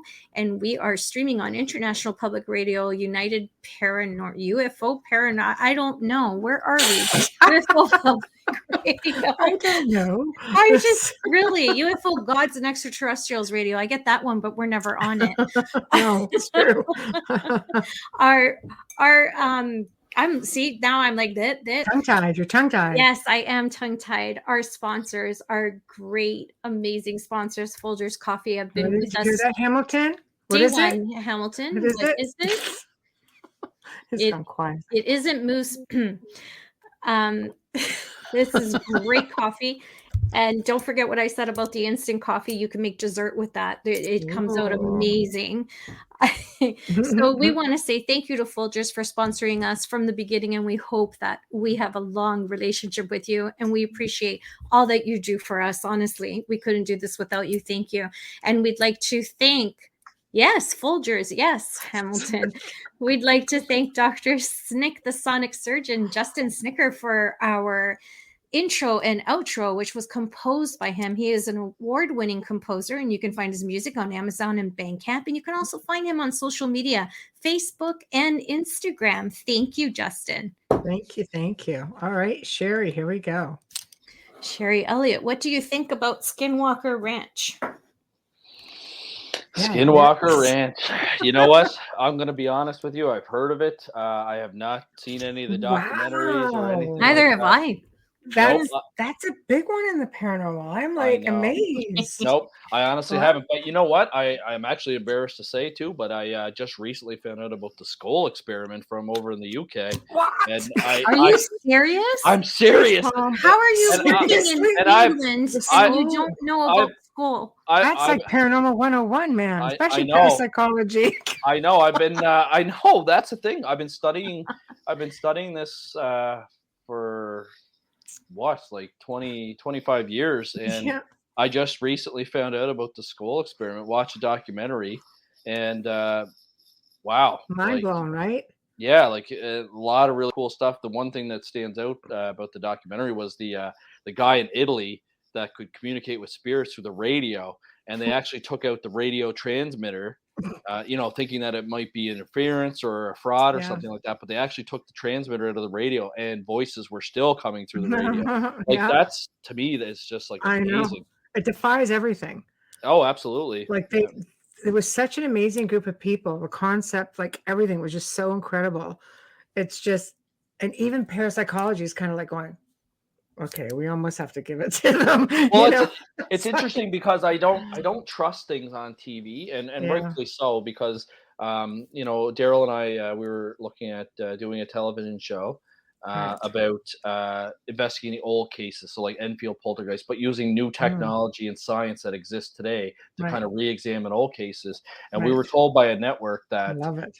they're not interested in science. They think parapsychologists are just debunkers, and Right now. they want scary shit that's like every 3 minutes they want a scary hit. Tell me about it. The whole world Demon. thinks I run around screaming demon all the time, yet I'm the most Demons. logical person I know. Yeah.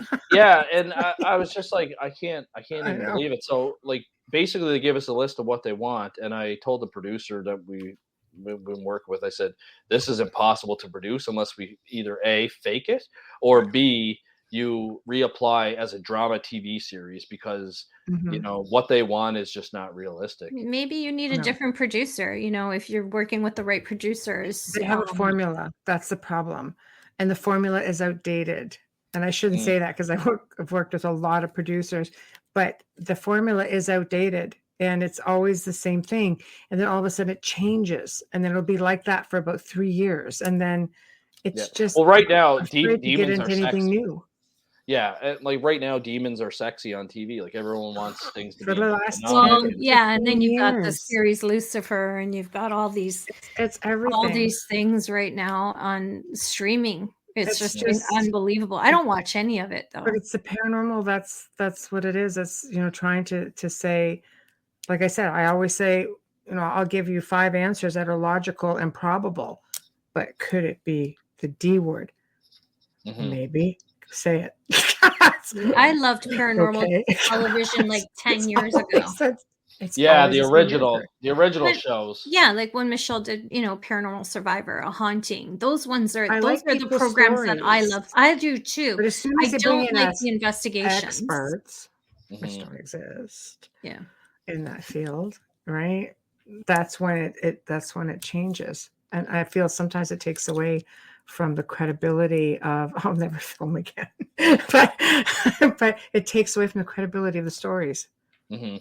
No, it's definitely like television has turned me off for sure. Just because I even saw a documentary when Stanton Friedman was alive, and it Mm. was this really cheesy alien abduction documentary, but they had like experts like Stanton Friedman and a few other different experts on there, Thanks, yeah. like kind of talking about the video clips that these people had recorded and making it sound real. So anyway, I reached out to Stanton. I'm like, "What is the story with this McPherson case?" Yeah. And he's like, "Oh my lord!" He's like, "So basically, this production company came to them, got them to talk about different UFO alien abduction stories and things like that. Then they spliced everything together on this like Mm, Blair Witch type alien yeah. abduction video that was allegedly Uh, filmed, and then they kind of pieced it all together." Sorry. So. That's me.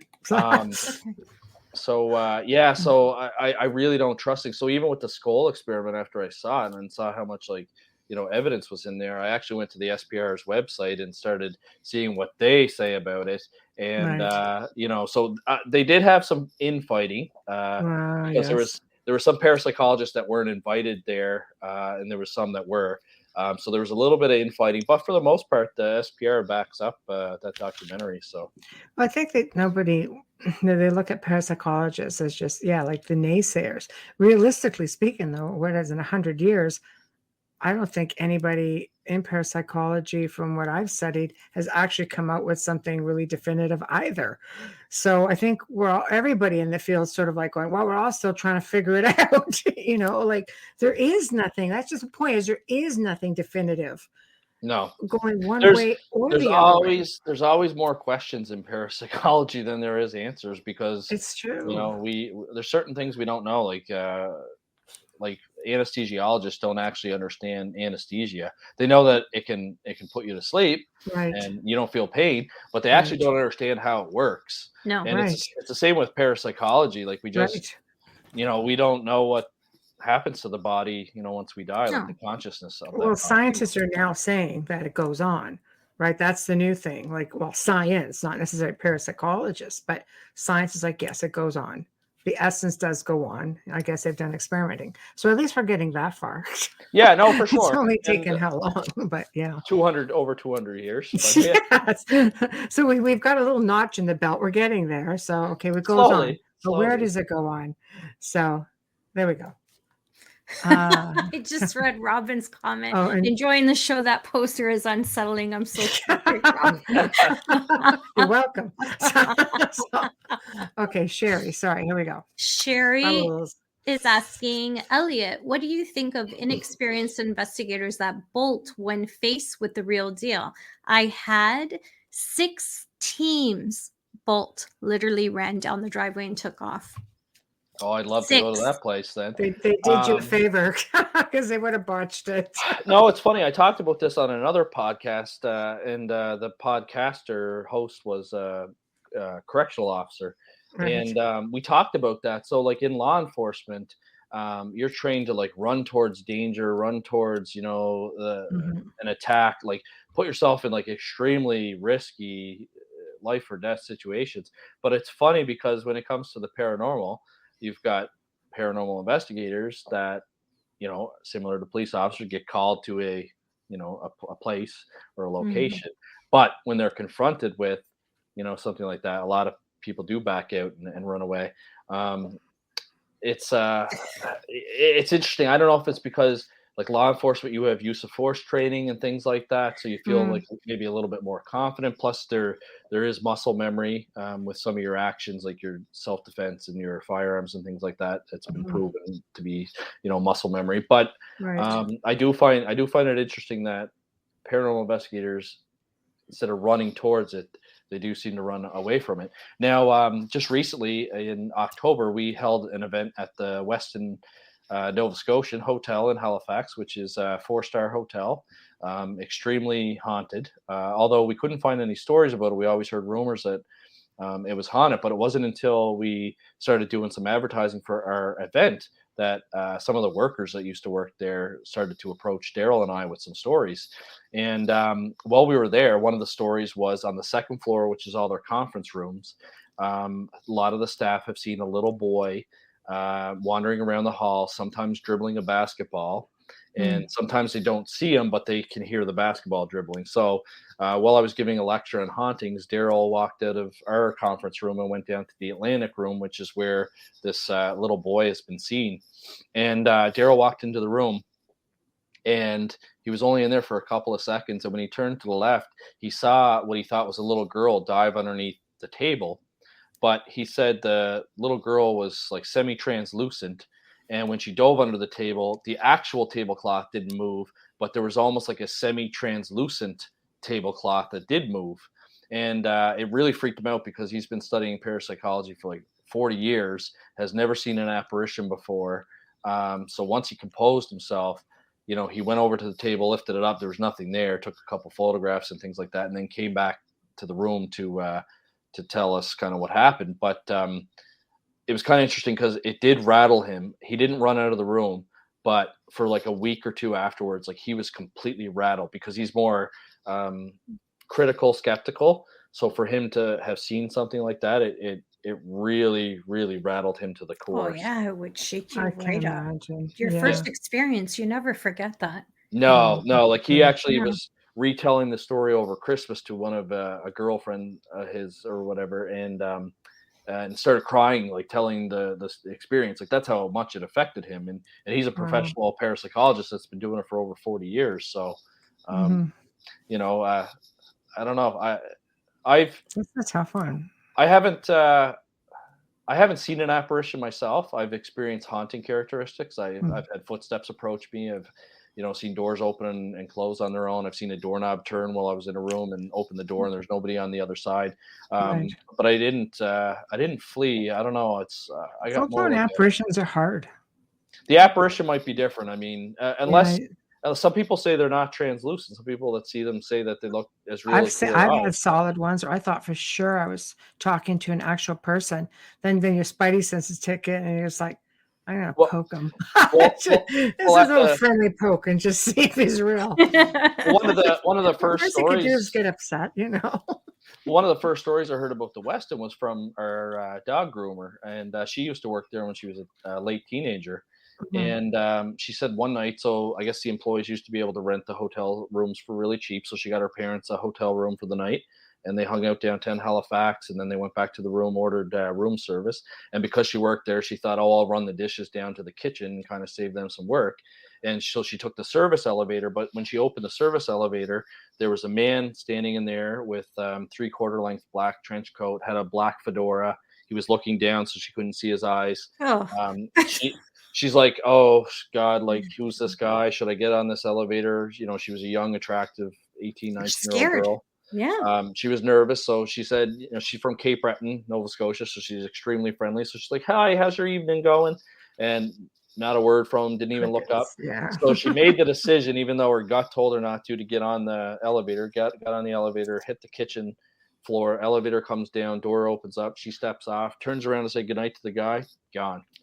But he was as real as you or I were. He wasn't translucent or anything like that. And the only way that it had to be a ghost, because he wasn't pulling a Bruce Willis going up the shaft while she's right, you know, going down a couple floors. I mean, it had to be an apparition. So For those of you Right. non-fans, Die Hard. That's right. That's right. He's referencing. I'm the pulp culture queen, so I'm just saying. Hey, Hi, speaking of Brian. Hi, Brian. Hi, Brian. Another question for you. Go ahead. Thank you. Dave Petrella asks, hi, Elliott. The thoughts on Oak Island. Have you been? What is your feeling on the energy there? That's a good question. We've never asked you. Yeah, no, you know, you haven't. Yeah, Oak Island's only about 35 minutes from where I live. So I've been there a few times. Before, you could not even go on the island. That's before the TV show. It was always blocked off.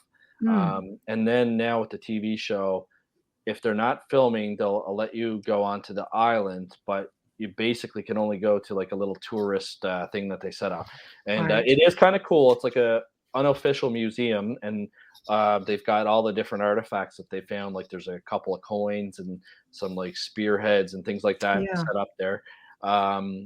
It's really, really cool, but they're still really strict on access to the island, especially like I said, when they're filming, they won't even let you go on the island. But it's I didn't get like a bad vibe on the island. I get like a really like excited feeling. Like it's kind of cool. It's exciting. It'd be neat to like. It's not all heavy because it's being so disturbed or disrupted. Like no, not at all. The native energy, like our indigenous community up there, you know, everything they're finding that they're not allowed to touch. You would think that that would be almost taboo, because that's land that they don't want disturbed. Yeah, and they've been digging that for years. I mean, they do find like interesting things, like they have found coins and things like that, but they haven't found the big treasure. That they told us. Are we ever gonna find that treasure? Jesus, how many seasons in are we? I'm getting frustrated. I have never watched an episode beginning to end. I've only caught clips of it. I think I'm the only person that hasn't seen it in this field. I don't know. I just have Wayne going blah blah blah blah blah blah blah. And 2 seasons later, blah blah blah blah blah. And looks at me. I'm like, all right, you were right. Yeah, I've seen like the sporadic episodes, but there was one cool episode where they brought in divers that are trained to work in like confined spaces, and they tried to send them down to like one of the areas that flooded, but it's so dark and dingy down there, you couldn't really see anything. You should watch. Sorry, you should watch season 1 to 9 and write down how many things they've found in 9 seasons. It's not the treasure, I can assure you of that, because I've watched it. That's a lot of TV time. Wow. It is. Really getting to that point. You think you're getting close, you're getting excited. That's a lot of sponsors. Next week. Oh, come on. So, yeah. But, yeah. Oh. Okay, put that one back. Yeah, Brian's asking, Elliott, have you ever checked out the 5 Fishermen restaurant in Halley? Oh, yes. I love that place. Awesome seafood restaurant if you like seafood. It's probably one of the best restaurants in Halifax. Can you explain, for those who don't know about it, what the attraction is there that would bring you there, aside from the food? Well, it does have a history, which I'll go into in a sec, but it's one of the more popular, expensive restaurants in Halifax. Right. Very beautiful inside. They've renovated lots of times, but it has kind of a dark history. It used to be a funeral home, and it has housed bodies from both the Halifax explosion and Mm-hmm. from the Titanic. Mm-hmm. So it does have a lot of history. Right. I've always heard that if a male goes to the male bathroom, which is kind of like on the second floor of the restaurant, and you kind of have to go like up a stairwell, that a lot of people report being grabbed or attacked by something. But while I was eating there one time, I always throw it out to the waiters or waitresses that are working there, and I asked if they had any experiences. And the guy that was serving me a couple years ago said that he hadn't, but he pointed to the bartender and said that his friend did. And he said one night his friend, like, the restaurant was closed. He was near where their offices are. He was walking down the hallway, and all of a sudden he could hear metal hit the floor behind him. And when he turned around, there was like an old-fashioned skeleton key that he found just laying on the floor, almost like, it sounds like, based on the description. Now this is third hand because I didn't talk to the bartender, I talked to his friend, but it almost sounded like it materialized out of nowhere. There. So it's a lot of people have reported, though, the activity is near the men's bathroom. I usually try and go there a couple times while I'm there, but I've never had anything happen to me. But no. Let's go. We'll be right back. Let's go hang out in the can for a while. I did that at Alberfoyle Mill. I used the bathroom, and I thought I was having a conversation with my friend, and she was outside in the hallway talking to someone who works there. I'm like, oops, but yeah, it happens. Just accidental things. I don't look for it. I didn't even know it was haunted till I came out. Yeah. Well, it's funny. There's a lot of like restaurant bathroom type ghost stories, but there's another place for any of your listeners from Rhode Island, the Tavern on Main restaurant that's there, and they actually promote it being haunted. They sell t-shirts and things like that. But there is a story there's two stories with that place. Actually, there was a lady murdered on the site. Apparently her husband was a police officer at the time and had gone in a fit of rage and killed her at the bar. But there's also been reports of a little boy found in the girls' washroom looking for his mother. Oh, yeah, it's hard with children's spirits. Yeah, so as like a parent. Some mediums that have been there have like picked up on that energy. But again, it's related to the bathroom. Like it's interesting. Why do you think? Like, what is it with the bathrooms? I don't know. I don't know because I don't know. I don't know the history of the building of Tavern on Main. It almost looked like it may have been like a hotel or something, like almost like a saloon at some point. So God knows what went on there. Water. Okay, but seriously, water runs through the entire building. Because Brian and Dave were both saying water. Yes, the water for sure. But I mean, that's why a lot of them go down to the basements as well. But I mean, you have water coming through the kitchen. You have water that just runs under the house. I mean, I know here in Ontario and probably good chunks of Canada, there's freaking water everywhere underneath. The Powerhouse restaurant sitting right on water. Alberfoyle, where I was, is a mill, and we were in the basement, which the basement was still gravel. That's how old this place is, and it was a business dinner. It was a business dinner. I was not expecting anything. And the original mill is glass cased off, and you're sitting right next to this running water. Oh, wow. You know you're on it, and it's like it didn't click with me until, like I said, I started walking around, but I was so uneasy. Well, it's interesting. It's interesting, the water, because I always had a theory, although other people have reported different coins have appeared too. A lot of people said dimes appear and things like that. Yes. But I always thinking that one of the reasons why in certain haunted places pennies materialize is because they were made with copper, and that's why we don't use them anymore, because they were worth more than 1 cent.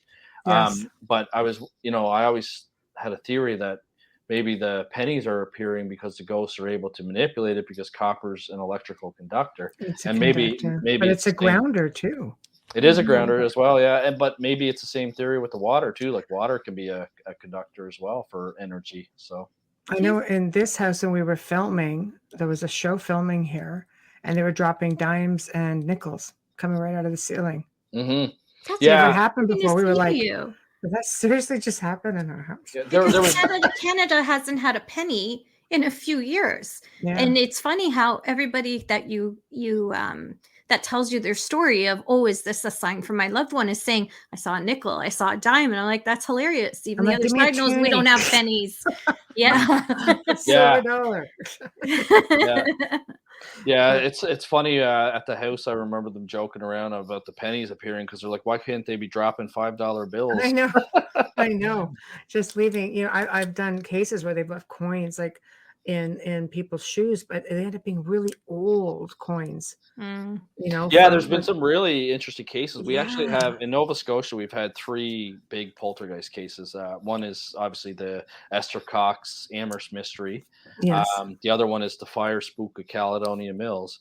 And a lesser known one was there was a poltergeist in Windsor, and the American Society for Psychical Research had sent an investigator up to investigate it, which they thought was fraud because they caught a couple of the girls throwing items when they thought the investigators weren't looking. But almost like the Enfield poltergeist, where the girls were, they were playing a bit of tricks, but then there was some other stuff that was unexplained, like the police officers going on. Yeah, like the 2 police officers that attended and saw furniture being moved on their own accord and things like that. So I don't think like just because you catch one aspect of fraud happening that you toss the whole thing out. But in the Windsor poltergeist case, it was interesting because there was like coins, foreign coins, like from over in Europe appearing, like just materializing. So it's really interesting. Isn't it crazy? It's like, what is it, a portal? Yeah, here wasn't exciting, and this is an old house, Well, I thought, like, give us some like good coins, but it's all modern stuff, and honestly, it was just dropping out. People were just the people filming were like, well, look at the items that were materializing during the skull experiment too. They had flowers. They had they had like like different like cufflinks. Like they had all kinds of different things showing up. No, that was unbelievable. I've known a couple of people throughout like my 20 years of doing this or so that have tried to do their own version of the skull experiment. Any luck?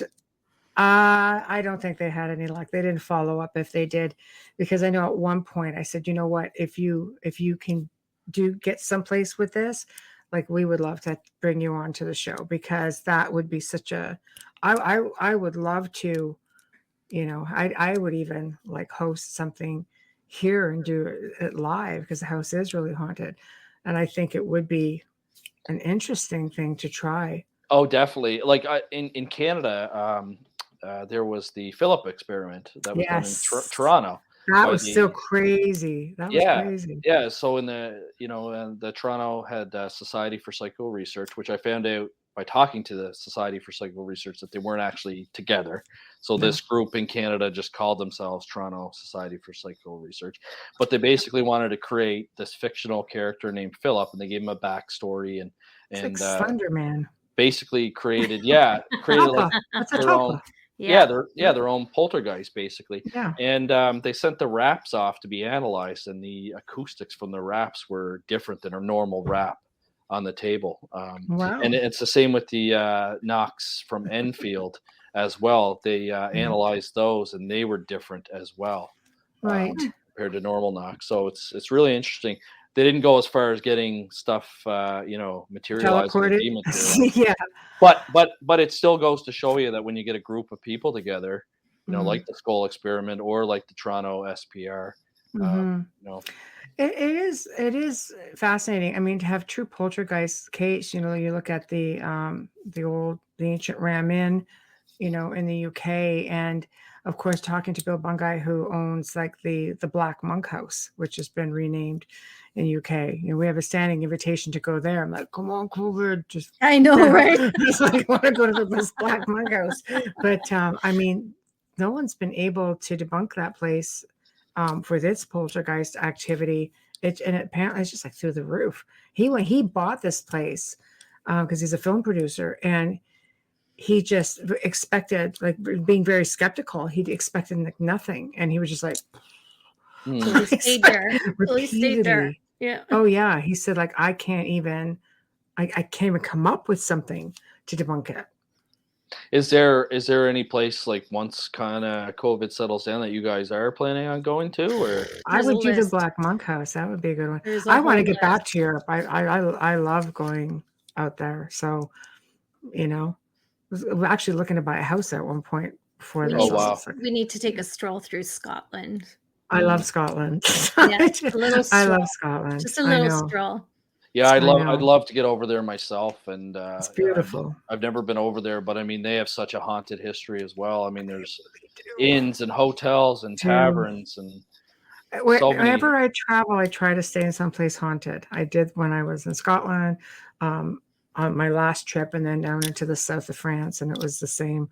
It's always exciting when you're just laying there and you see somebody walking around, like, because you can see under the door. Someone's walking, open the door. You're all excited. It's like nobody's there. It's like close it, do it again. It's a lot of fun. I made it doesn't take much to amuse me. I made a mistake once.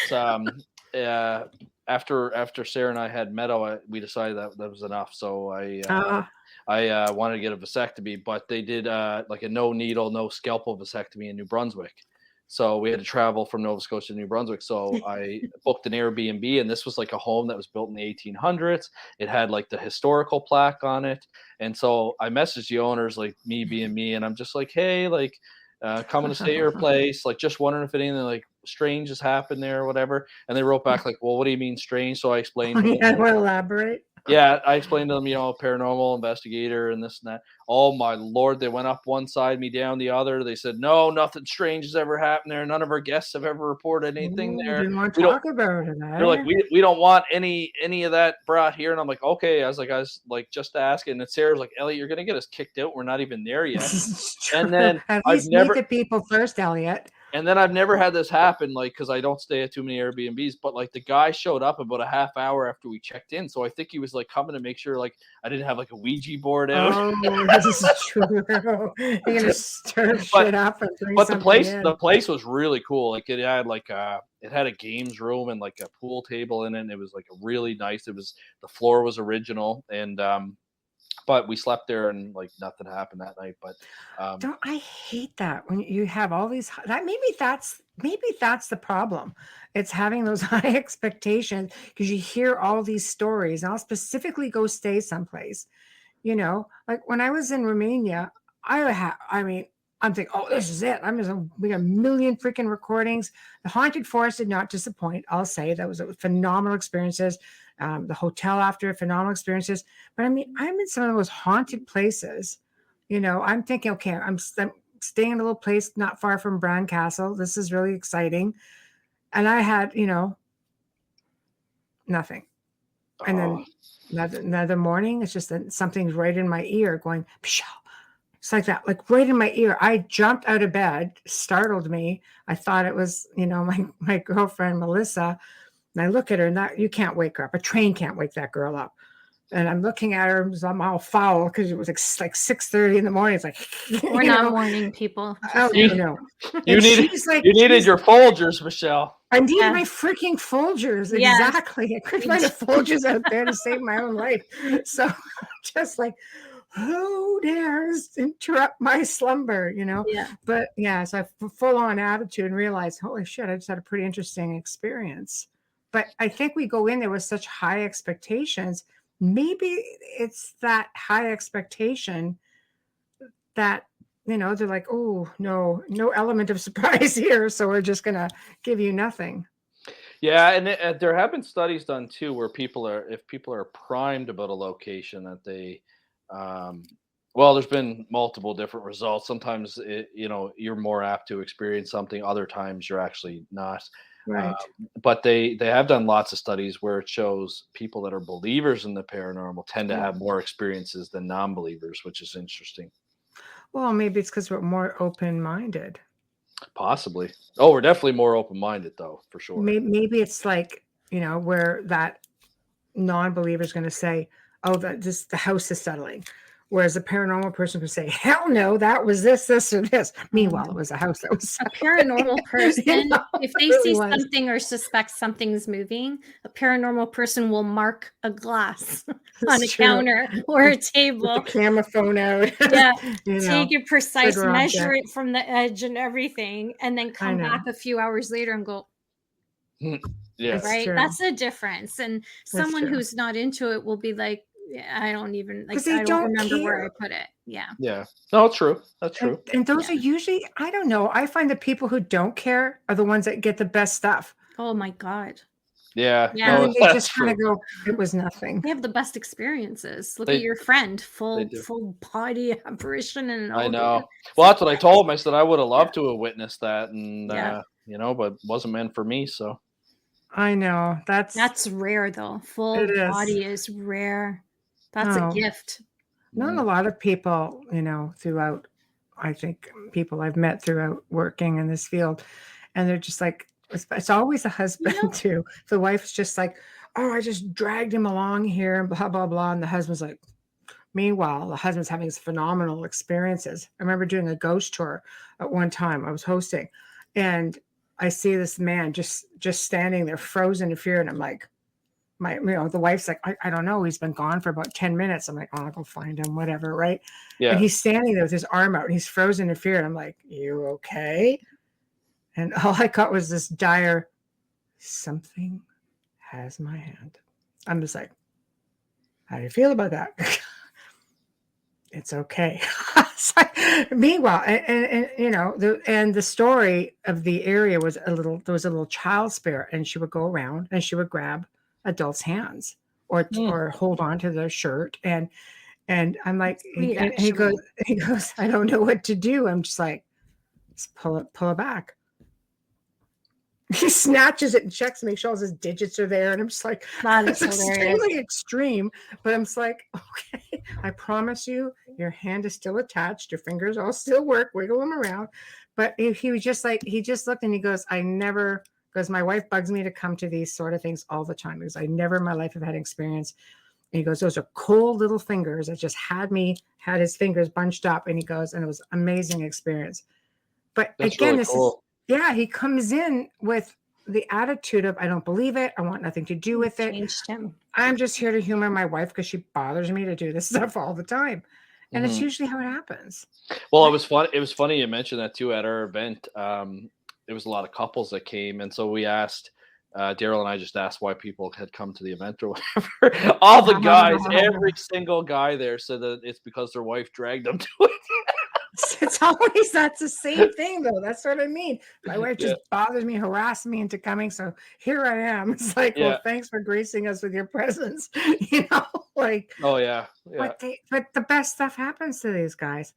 But, yeah, it's true.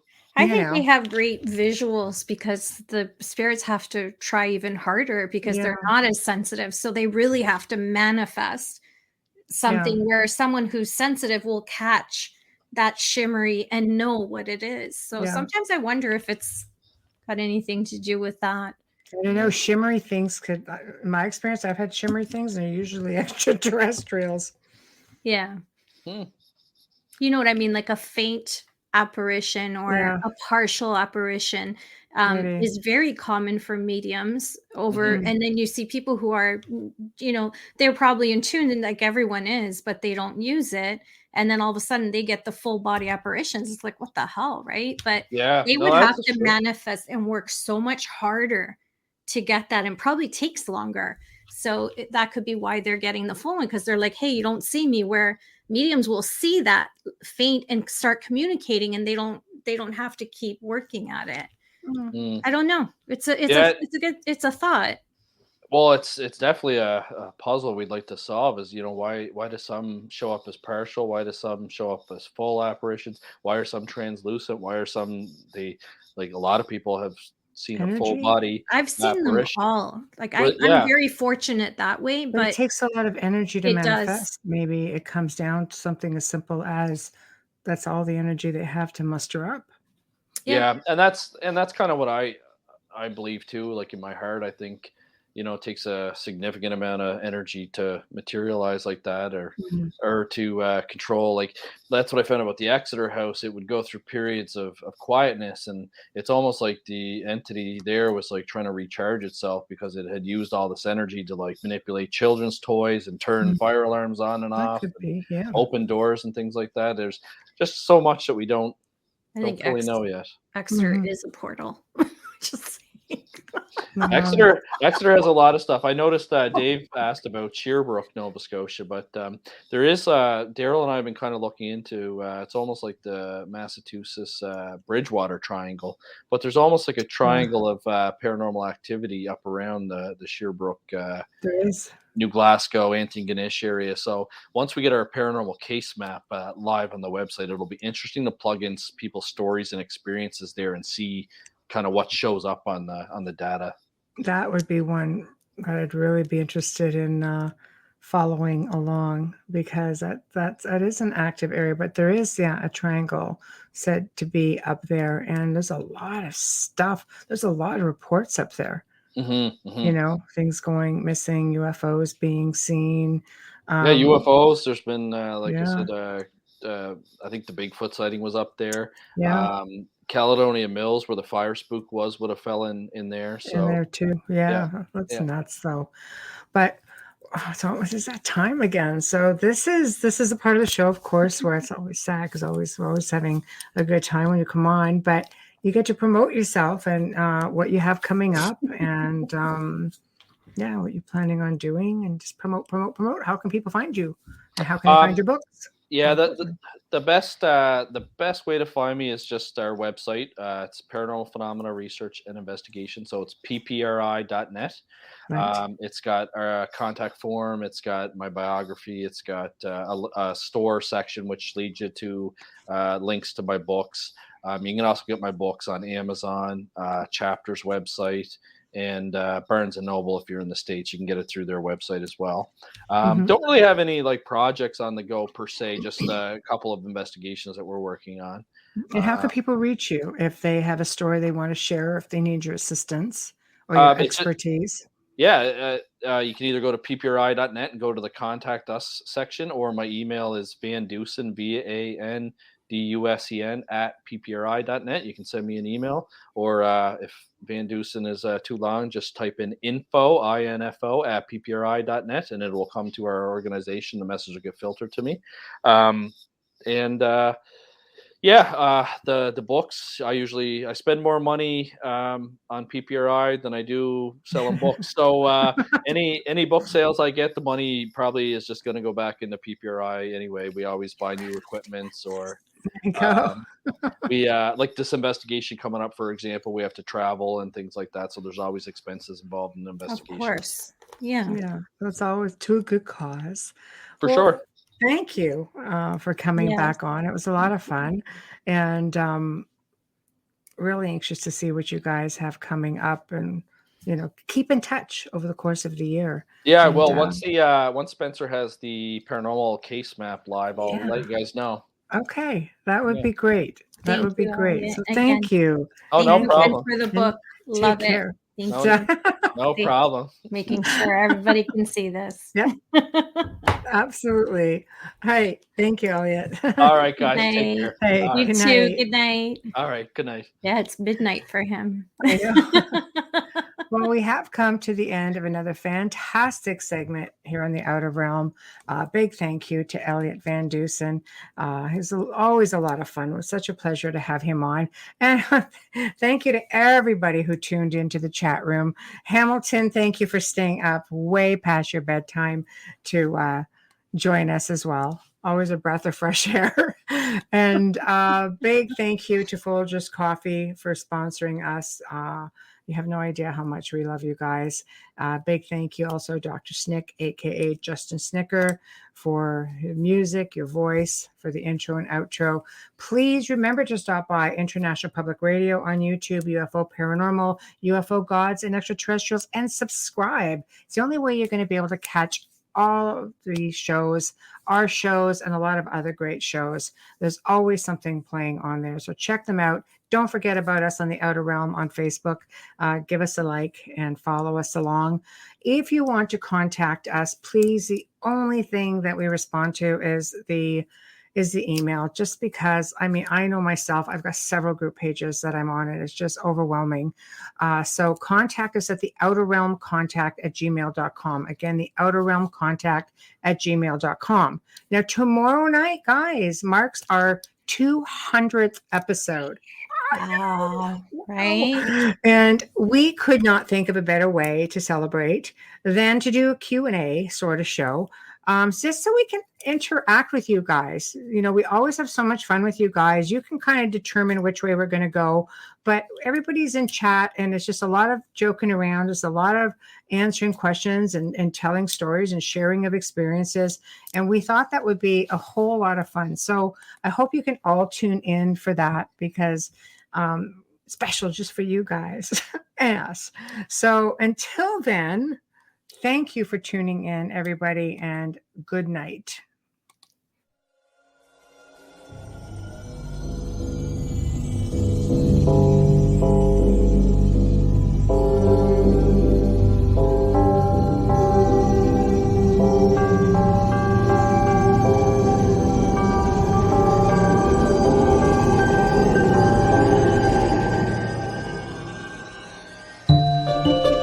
You have been listening to The Outer Realm with Michelle DeRoche and Amelia Pisano, airing live every Wednesday and Thursday evening, 9 to 11 p.m. Eastern, 8 to 10 p.m. Central, on the United Public Radio Network, 105.3 FM in New Orleans.